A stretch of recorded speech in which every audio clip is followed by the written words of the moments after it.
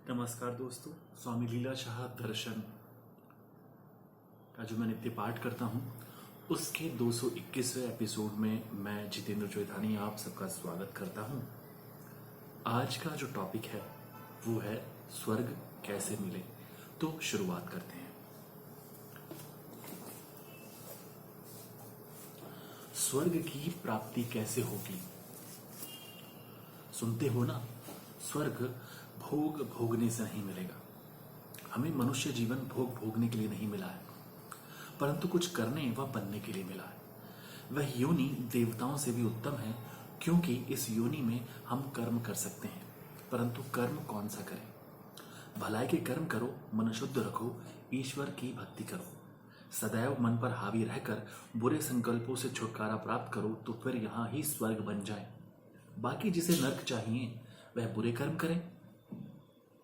ये 24 अप्रैल 1966 24 अप्रैल 1966 संत हृदयराम साहब की कुटिया बैरागढ़ में किया गया प्रवचन है।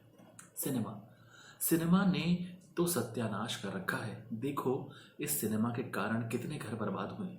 बुरे चित्र व वासना से भरपूर गाने चित्त खराब कर देते हैं। मन खराब तो शरीर खराब, फिर बीमारियां आ घेरती हैं। पैसा भी बर्बाद करो और बीमारी भी पालो। ऐसे सिनेमा देखने से क्या लाभ?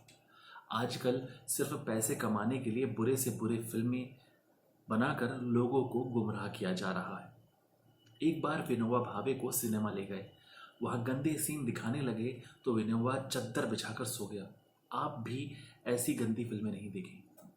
आप कहोगे कि स्वामी जी फिल्मों के विरुद्ध बोल रहे हो। अरे भाई, मैं सिनेमा का विरोध नहीं करता, पर आप फिल्म वालों से कहें कि अच्छी अच्छी फिल्म बनाएं तो हम देखेंगे, अन्यथा कभी भी सिनेमा नहीं देखेंगे।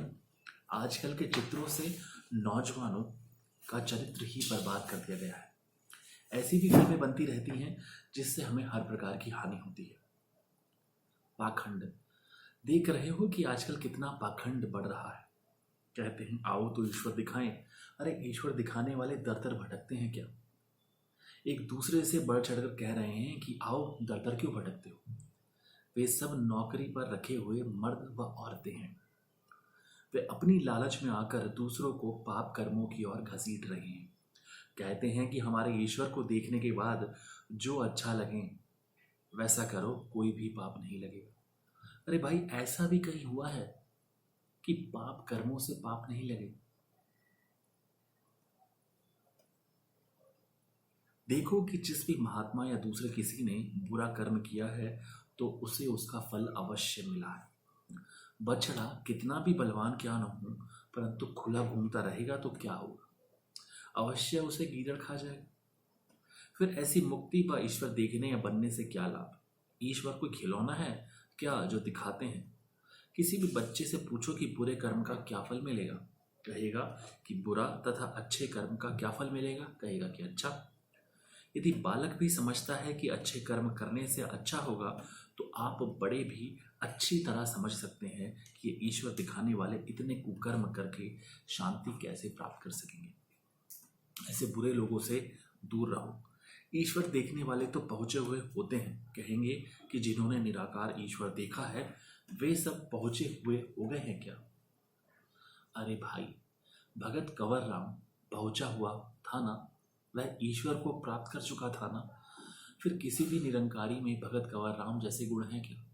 बाकी ईश्वर क्या खाक देखा है? घर से निकल आते हैं फिर कहते हैं कि ईश्वर देखा है। अरे भाई, भगत कंवर राम जैसे गुण किसी में भी हो तो लीलाशाह उसका दास बन जाए। ऐसे संतों को मेरा बार बार प्रणाम है।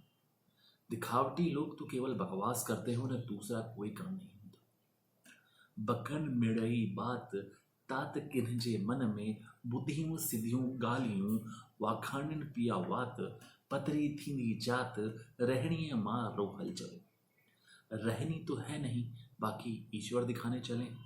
यदि ऐसे होते तो सब ओर से निंदा क्यों होती रहती? भाई, ईश्वर को पाने के लिए शांत चित्त होते हैं। बताओ कि कौन सा निरंकारी है जो शांत चित्त है? अधिक बोलने व कामनी कंचन के लिए तो बहुत प्रयत्न कर रहे हैं। गीता दुनिया में प्रसिद्ध ग्रंथ है, 500 भाषाओं में तो प्रकाशित हो चुकी है। इसका मुकाबला दूसरा कोई पुस्तक नहीं कर सकता। गीता बताती है कि शरीर प्राप्त करके ऐसे पद को प्राप्त किया जा सकता है कि कभी भी जन्म मृत्यु के चक्कर में नहीं पड़ सकते। गीता कहती है कि भोग मत भोगो, सदाचारी व सतोगुणी बनो। वहाँ एक ने पूछा, स्वामी जी आप तो संत हैं, परंतु हम गृहस्थी भोग क्यों नहीं भोगे? उत्तर दिया कि भाई भले लोगो भले भोगो, परंतु आज्ञा के विरुद्ध थोड़ा भी भोग भोगोगे तो पहाड़ जितना दुख प्राप्त होगा। जो नर नारी स्वयं पर नियंत्रण नहीं रखेगा वह अवश्य दुख प्राप्त करेगा। खाओ पियो व जियो, यह आजकल के नौजवानों का नारा बन गया है। नौजवानों, आप क्या खा पी सकते हैं? आपसे अधिक तो पशु खा पी सकते हैं। कोई नौजवान जो 2 किलो अनाज एक साथ खाए, कोई भी खा ना सकेगा, परंतु जो खाएगा उसे सभी कहेंगे कि हबशी, उसकी निंदा होगी। अरे ऐसा भोजन खाने से क्या लाभ की निंदा सहनी पड़े? सिर्फ कहते हो कि खाओ पियो और जियो। मनुष्य जन्म में क्या खा सकते हो? जब हाथी का जन्म मिलेगा तो फिर किलो तो क्या एक मन भी खा लें तो कोई फर्क नहीं पड़ेगा। परंतु मनुष्य जन्म में तो ऐसा कुछ कर ले जिसे कीर्ति का सहरा बांध कर उस मालिक से जा मिले। दोस्तों, आज के इस प्रवचन में स्वामी जी ने बहुत सारी अच्छी बातें कही। सबसे पहली बात कि लोग कहते हैं कि ठीक है, अभी तो आपने कर्म कर लिए, जो भी, अब आप भगवान से मिल सकेंगे।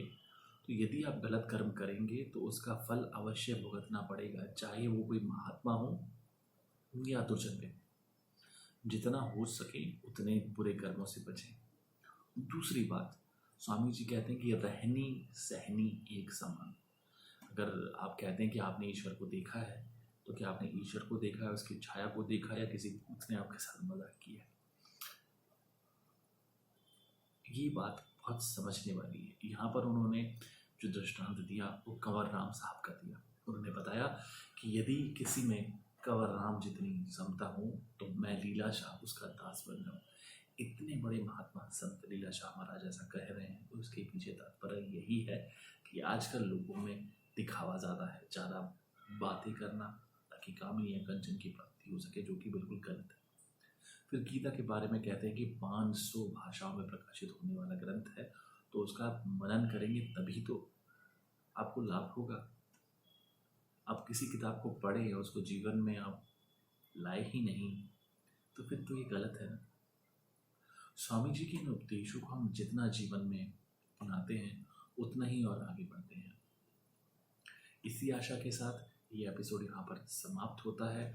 आशा करता हूँ कि स्वामी जी के प्रवचनों से आपके जीवन में भी सकारात्मक दृष्टिकोण बने, आप भी सत्कर्म के रास्ते पे लग पड़े। जय श्री राम, जय राम जी की।